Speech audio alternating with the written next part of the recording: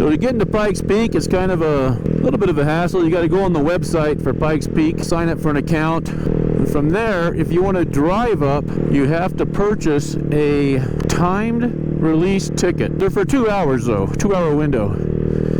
And here's Pikes Peak Highway going in right now. And mine's for 8 a.m. to 10 a.m. Have a pretty good span to get there. And that's only $2, but you get the $2 refunded when you buy your person ticket.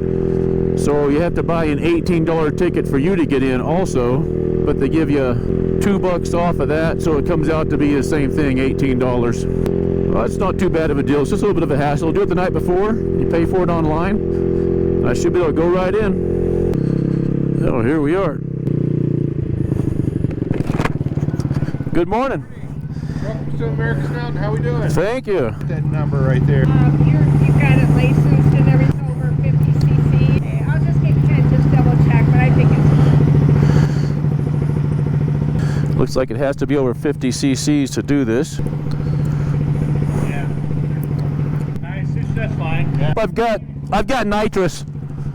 Just in case I can't make up one. Watch your speed. It is 25 to 30. There's a lot of sand. Some of the corners are off camber. You can ride that on the highway down there? Oh yeah, I ride it all over, yeah. So it's one of these Chinese pieces of crap. But if you do enough work to it, they're pretty good, you know. I'm not sure where you want to put that. It's prepaid for everything. Awesome.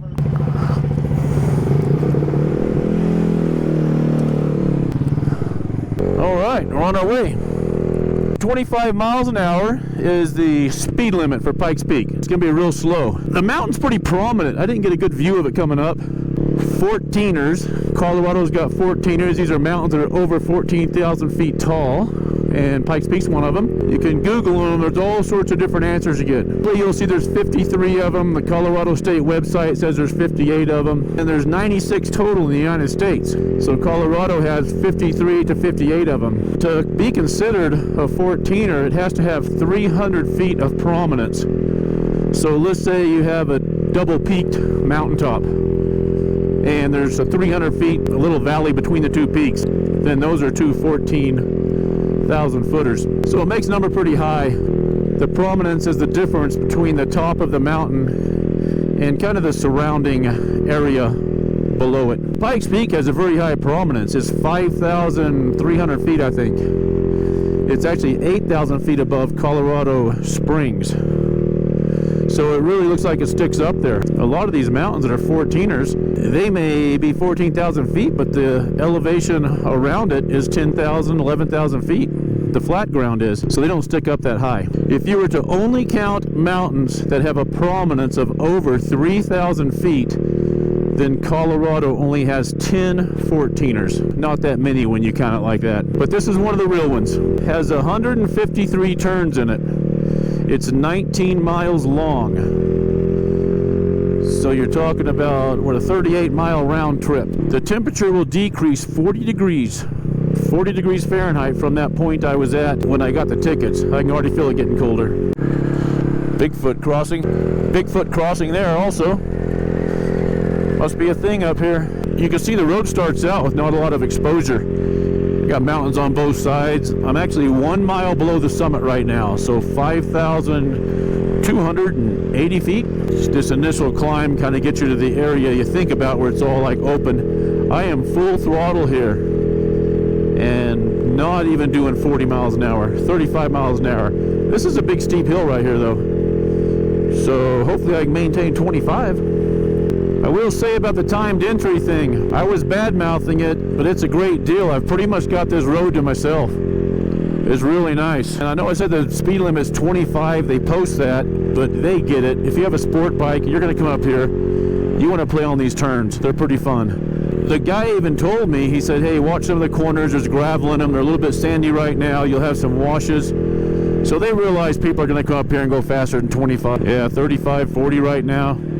But wow, there's just so much to see, it's hard to go fast. You want to look around. Sport bike on this road, that would be amazing. And it is a nice smooth road, it's well maintained. Yeah, these turns are insanely tight. They're true hairpin turns. It's doing 20 miles an hour in this turn. And it's a lot. So they got 30 mile an hour posted there. Maybe I misread that sign when I came in. Maybe it said unless posted 25 miles an hour. Full throttle right now. Full throttle, 30 miles an hour. That's all she can do. Now I see why they don't allow 50 cc's on this road. The reason this bike's struggling so much is I've got an 842 belt in it, got a 115 variator, and I've got a rear end gear kit. So this thing's geared up like crazy. But if I had 835 belt, stock variator, and stock gears, I think this thing would be zipping up here pretty good. I could probably do 50 no problem going up these hills. This is just a prime example how a rear end gear kit does not increase your top speed. It might lower it. And in this case, it's definitely lowering it. I'm currently at 11,000 feet. The bike is struggling. Yeah, these turns, I can't keep my speed up in them, and I'll tell you what, that speed drops down. It's hard to get it back on this thing with it being geared so high. Sputtering and backfiring back there. A little bit of loading up because you're sitting here at full throttle, dumping full gas in it just to try to keep it going, and you're really not turning the RPMs to burn it. So it'll load up on you, and that's right there. See it loading up on me? But I'll get a little straightaway up here, or a little downhill, I can clear it out. No big deal so far. Really should have thought about gearing this down for this trip. Yeah, the mountain's really opening up now. I'm getting snow on the side of the mountains. It's getting cold as crap. Now we're getting closer to how Pikes Peak typically looks, especially when we get above the tree line and all these trees in. It's just going to be rock and road. But the mighty Maddog has caught this car. Got some snow on the road right there. Whoa, ice. Yeah, it must be below freezing. That was ice in that corner. Look at that. Look at that view. Holy crap. No guardrails, no nothing. I hope my handlebars don't fail. That's pretty sketchy. That's crazy. There's the guardrail. Thank God. I guess that's enough safety for us. Yeah, that's crazy down there. This is more like Pikes Peak. I must have passed mile 7 and not got it on video. Mile 6 or 7 is the beginning of the Pikes Peak race, the hill climb. It's a race, but technically they call it a Pikes Peak hill climb. The road was built in 1915, and the first race was in 1916. It was actually built for tourists to come to the summit. A lot of people think that it was built as a road for gold mining, but it wasn't. There is Pikes Peak Gold, but Pikes Peak was not gold mining. Colorado Springs was. And when you went to Colorado Springs during the gold rush of the 1850s, you would see Pikes Peak's prominence. So they called it Pikes Peak Gold. The old saying, Pikes Peak or bust, back in the mid-1800s came from that, but it was not a gold mining mountain. The road was actually built for tourists to come to the summit. So 1 year later, they started racing on it, and that same year was the first motorcycle races on it. This part of the road used to be dirt, so all the bikes were dirt bikes. They had 125 class, 250 class, 500 class. They had open class. They had Harley Davidsons with dirt bike tires on them, things like that. And they were racing these dirt bikes up this road. And it wasn't too bad. But then they paved the road all the way to the top. So guess what we get now? Sport bikes. 200 horsepower bikes racing up this road, dragging knees, and it started killing people. And it killed a pretty famous racer, along with some other guys. So in 2000, I'm going to say 11, they outlawed motorcycle racing on this road. I mean, look at this. If you went off this on a motorcycle, you would just fly to your death. You'd fall 10,000 feet. That's crazy. That is amazingly scary. This is pretty creepy, guys. Holy cow.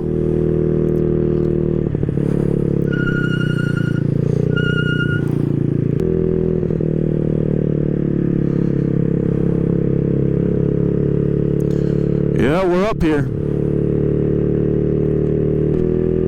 Yeah, some fellow motorcyclers up here. I don't know if I have the balls to wave this close to the edge of that highway. Look at that. That's a cliff to nowhere. I don't even want to pull off on that pullout. Full throttle, 22 miles an hour on the GPS speedo, and it is getting cold. Yeah, look at the snowbank here. Pretty epic. Yeah, this is something else. Snowbanks, hairpin turns, cliffs of death. What more could you want on a motorcycle, right? The old Maddog is struggling. I'm gonna have to pour the night. Oh, there she goes. Yeah, you hear that stutter? Oh, that's not good. I think it's actually loading up. Oh, here's a good flat section. I can open it up a little bit. Try to clear it out. At least the trip down will be no problem for it. 40 miles an hour. Woo, big cliff coming up, put the brakes on. Wow. I don't know how those guys did it.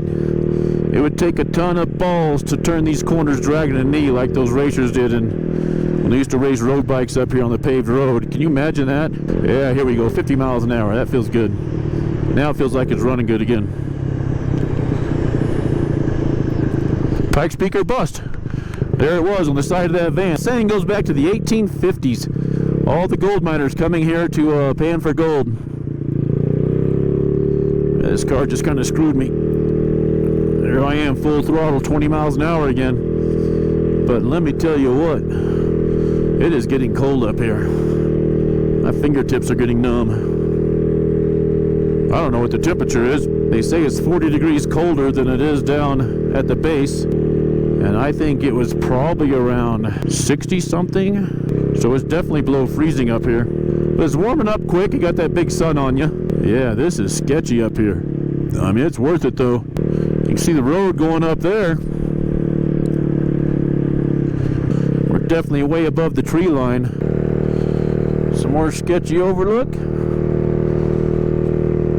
You can really feel the elevation up here. I think my breathing is pretty labored.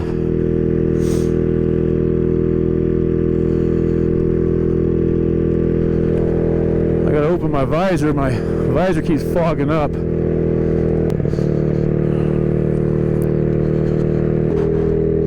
There's full throttle again. 28 miles an hour, 26 miles an hour, I guess. Woo, it's way down there.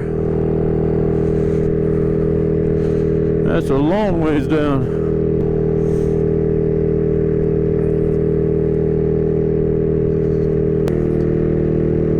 I just can't imagine those guys racing sport bikes on this turn right here. The top speed of the top racers was 140 miles an hour. Can you imagine that? Ooh, there's full throttle. This is really steep here. Full throttle and 24 miles an hour on GPS. I'm struggling. Yeah, these turns are crazy. I can't even go 24 miles an hour on them. Whoa. Oh, there it's bogging down. I'll bet some of these cars struggle too up this climb. This is not for the faint of heart. This is steep. Really steep.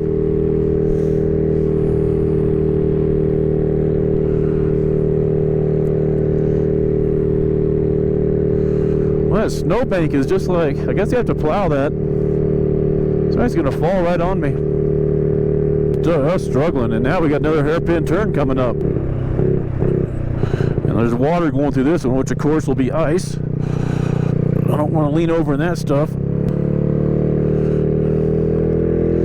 Wow. Woo, it is getting cold up here. My toes and my fingers are feeling it. Did I make it? I think I made it to the top. That's 19 miles. This is the summit. Not sure what the holdup is.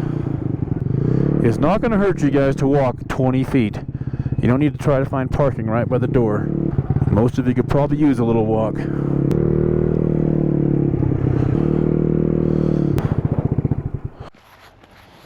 It's actually pretty warm up here. Caution, icy conditions may exist. Yeah, thanks for that. I'm gonna drop my GoPro. It'll go forever down there. Pretty sketchy walk. There's also a tram that comes to the top, the Manitou and Pikes Peak Railway. That'd be a beautiful ride. It's a whole different elevation. Visitor center's pretty epic. Found Bigfoot. Walking into a snowbank here. It's Colorado Springs, right down there. Well, this guy's looking for some treats. Oh my God. Stairway going back up. All right, I earned my Pikes Peak sticker. Put that right there. See, I might have said 153 turns. It's 156 turns total. And the 2011 thing was off. It was 2019 they quit allowing motorcycles to race here. Now we're going to check my brakes. That rear drum brake's probably not the best, but they're reliable. If you don't know what brake fade is, that's a pretty scary deal. I think it's warmed up some. This is water now. Most brake fluid has some moisture in it, or water inside your brake fluid. Is pretty dangerous. When the brakes get hot enough, that water will get so hot it'll evaporate inside the fluid. It'll expand into gas. Gas can be compressed, unlike fluid. So when you go to hit the brake, the gas compresses and the brake does not grab, it fades. That's brake fade. That'll happen around 400 degrees, I think. So they make racing fluid that's good to 600 degrees Fahrenheit, Motul racing brake fluid. They make 400 degree fluid. I think your off-the-shelf fluid's good for around 280, 300 degrees. I'm making all that up, but they're pretty close. So you don't want to get your brakes too hot. And the thing about these CVT transmissions is you don't get a lot of engine compression. Now, if I had real light rollers in here, I would get engine compression, and the belt will slow the rear wheel down. So another good thing to have in the mountains would be light rollers. So I'm going to try to use this rear brake a lot and save my front brake for special occasions. And this rear brake is not having a lot of effect. On the way down the hill they have a station, and they actually come out with a gun and check your brakes, check the temperature of them. And if your brakes are too hot, they'll make you pull over. I don't know what that temperature is, but they'll make you pull over and let your brakes cool off. It's pretty smart, actually. Oh. My bike just died and I restarted it and it worked. Thank God. That car is going so slow, I think the bike just loaded up on itself. So if you come to Pikes Peak, make sure you got your 835 belt on. You can still leave the big variator on it. And make sure you got some lighter rollers in it. And don't have that stupid rear end gear kit.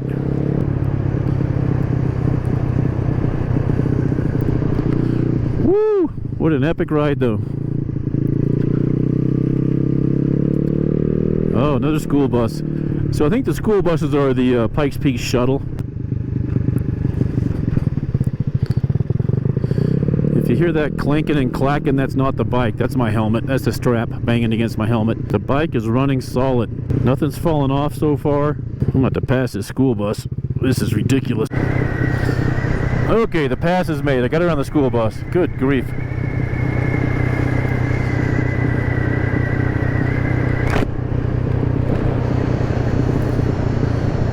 How are these for corners? Woo, look at how tight that is. That's crazy.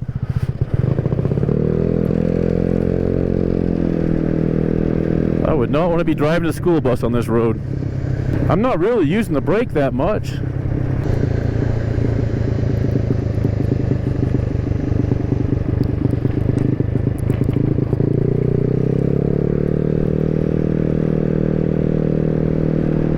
A lot of exposure here. There's a guy skiing down there. That's crazy. He just skied down the top of that hill right there. I guess someone drove him up and he just dropped in. That's pretty insane. Yeah, I highly recommend this ride. This is a great ride.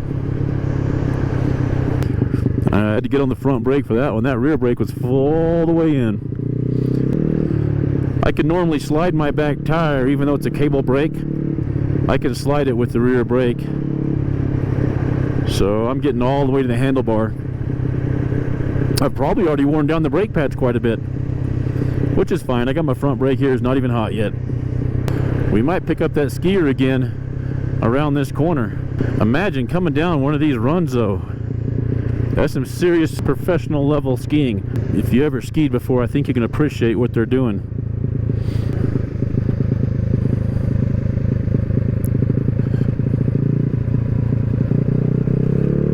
That was beyond 180. That had to be like a 190 or a 200 degree turn. So I'm going to let off this front brake so it's not hot. You're okay, go ahead. Oh.